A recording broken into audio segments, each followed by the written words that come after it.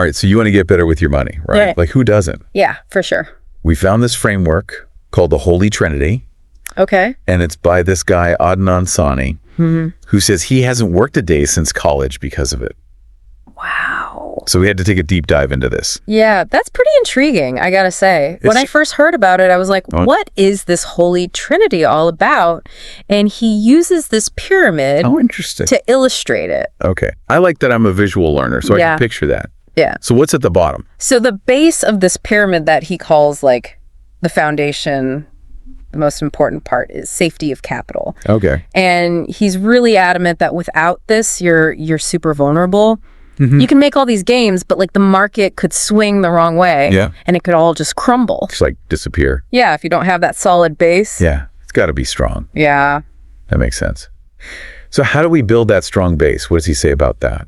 Well, he really focuses on investing in assets that appreciate over time. Okay. So things like real estate or stocks. And he actually tells a personal story about how he lost a bunch of money. Oh, no. Because he lent it to somebody and they couldn't pay him back. Wow. So he's been there. He's been there, yeah. Yeah. He learned these lessons the hard way. So it's not just about investing. It's about investing smart. Right. So how do we even figure out what smart investing is? There's so much out there. Yeah, that's where the research comes in. And that's something that I think we can touch on later. For sure. But, you know, sticking with the framework for now. Okay. Once you have that base, Safety of capital. Safety of capital, Yeah. you can move up to the next level of the pyramid, which he calls growing net worth. Okay. And here he makes a distinction that I thought was really interesting between revenue and income. Oh, I always kind of use those interchangeably. I do too. But he really breaks it down. So tell me, have you ever thought about the difference between revenue and income? Not really. I think I just lump them together as the money I make. Yeah, and that's what I did too. But he uses this example of like, let's say you make $500 a month. Okay. That's your revenue. Okay. Like that's the total amount coming in. Okay. But if you're spending like $200 of that on just expenses, your actual income is only $300. Oh, so it's what I actually have. Yeah, it's what you have left to use. Left over to do stuff with. Exactly. So it's not about how much you're making, it's how much you keep. Oh, that's a really good point. Right. It really changes how you think about things. It does. So once you have that income, what do you do with it? So he has 3 options. Okay. And this is where it gets interesting. You can spend it till it's gone. That's easy. Which we all know how to do really well. Yeah. Or you can spend it on things that lose value. Like a new car. Like a new car, exactly. Yeah. Or you can invest it in appreciating assets. Things that will gain value over time. So real estate stocks we talked about. Yeah. A business maybe. Yeah. Okay. So you're basically choosing between watching your money disappear or putting it to work for you. That's a great way to put it. And this is where it ties back to the pyramid. Exactly. Because we're making that base stronger. Right. By investing in those appreciating assets, you're actually contributing to that safety of capital. Wow. Okay. So these are all connected. Yeah. It's not just like different advice. Yeah, it all works together. It's a system.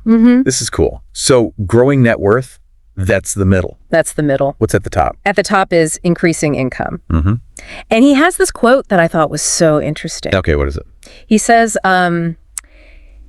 it's better to be a small business in a big market than a big business in a small market. Whoa. Okay, that's like a... What does that even mean? Yeah, I don't know. Break that down for me. So it's basically about thinking bigger. Right. It's not just about working hard. It's about working smart and putting yourself in a market that has the most potential. Okay, so like an example. Okay, so imagine like an artist who's trying to make a living in a small town versus that same artist living in a big city. There's lots of people. Yeah. Who do you think has a better chance of succeeding? Oh, the one in the city for sure. Right. Yeah. There's just more opportunity. More people who might want their art. Exactly. So find your big market. Find your big market. Yeah. And that's where increasing your income comes in, because he says there's a limit to how much you can cut your spending. Yeah, you can only cut back so much. You can only cut back so much before you're like, you know. You're miserable. Yeah, you're not enjoying life anymore. Yeah. But he says there's no limit to how much you can earn. Ooh, that's a good point. Right. So think bigger. Think bigger. Yeah. And focus on increasing that income. Okay, so we've got safety of capital, growing at worth, and increasing income. The Holy Trinity. So how do those all actually work together? That's what I want to know. Yeah, and that's what we'll talk about next. All right, I'm ready. Let's get into it. So we've got this pyramid right. Yeah. We talked about the base, safety of capital. The foundation. Yeah, it's super important. Right. Then we went up to growing net worth. Yep. Which is using that income the right way, investing it in things that are going to grow. Cutely. Yeah, and then the top, The peak. increasing income. Yeah, finding that big market. Yes. Yeah. But how do they all connect? Well, that's the thing about 𝐸's framework is it's not just like a bunch of random tips. Right. It's a system. Yeah.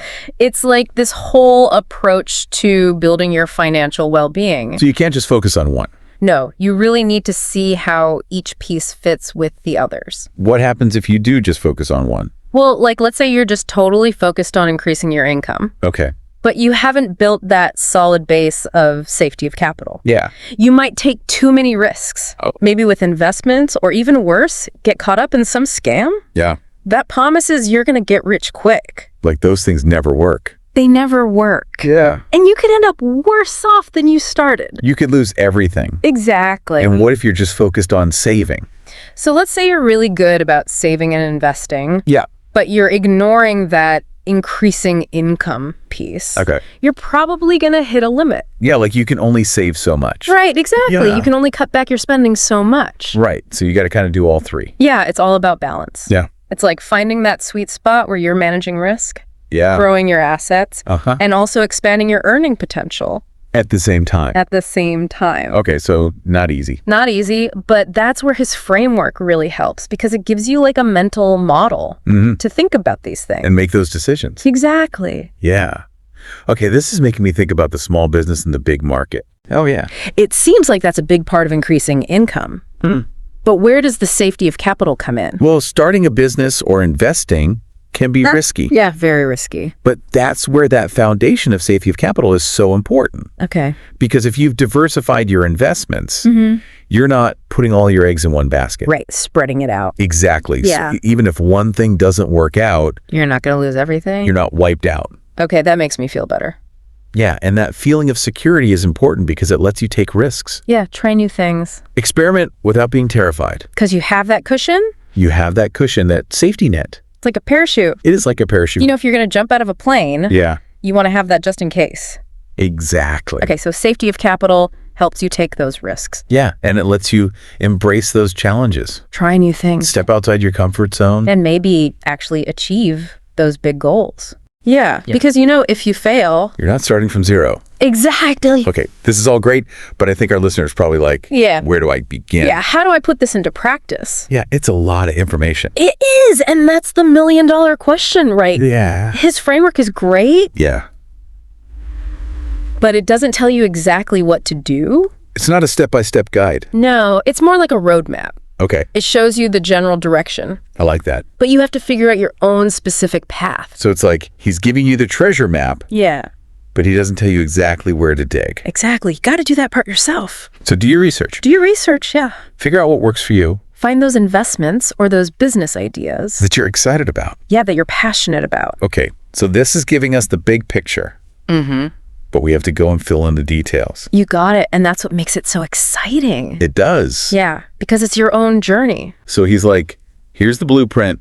Now go make something awesome. Yeah, take charge, right? This isn't something you just like listen to and then forget about. Right. You got to do something. You got to take action. But where do you even start? We've talked about stocks and real estate starting a business. It can feel overwhelming, It is for sure. but remember, that's why that safety of capital is so important. Okay, right. So if you have that base Yeah, gives you the space to try things out. without freaking out. Exactly. So let's say you've got that. Yeah. You're not drowning in debt. You've got your emergency fund and all that. What's next? Yeah. What do I do to actually use this pyramid? I think it comes down to what are you interested in? Like, what are you curious about? Okay, so like if I've always wanted to learn about the stock market, Yeah. what do I do? There's so much out there, like books, podcasts, online courses you can take. Okay, so that's helpful. Yeah. You're not just saying invest. Right. You're saying, here's how you start learning. Exactly. Find what works for you. Or maybe real estate is my thing. Yeah, you could go to meetups. Okay. Talk to people who are already doing it. Learn from the experts. Get that experience. So just take that first step. Exactly. Even if it's small, It could be anything. just start somewhere. Yeah, don't be afraid to just jump in. And don't be afraid to ask for help either. Oh, yeah, find your people. Find your community. Yeah. I like that. Yeah. So we started by talking about this guy who hasn't worked in years. Yeah. But seems like this is a lot of work. It is. It's a different kind of work, though. Right, it's building the life you want. Exactly. One where you have more freedom, more options. I like that. So to wrap this up, Yeah. what's the one thing you want our listener to remember? I think the biggest thing is that this is a journey. Yeah. You're not going to get there overnight. Right. It takes time. Be patient. Yeah. Be patient and just keep taking those small steps. Just keep building that pyramid. One brick at a time. I love that. And it's okay to start small. It could be learning about revenue and income. Right. Or maybe it's opening a Roth IRA. Whatever it is. Just get started. Just get started. That's the key takeaway. You got it. So as we finish this deep dive, Yeah. I hope you're feeling motivated. Yeah, I hope you're feeling that possibility. Like you can actually do this You care. because you can. We believe in you. And remember to keep coming back to the deep dive for more. Yeah, we'll keep bringing you the good stuff. So you can keep learning and growing. That's what we're here for. Awesome. Well, thanks for joining us. Thanks for having me. Until next time, God. keep diving deep.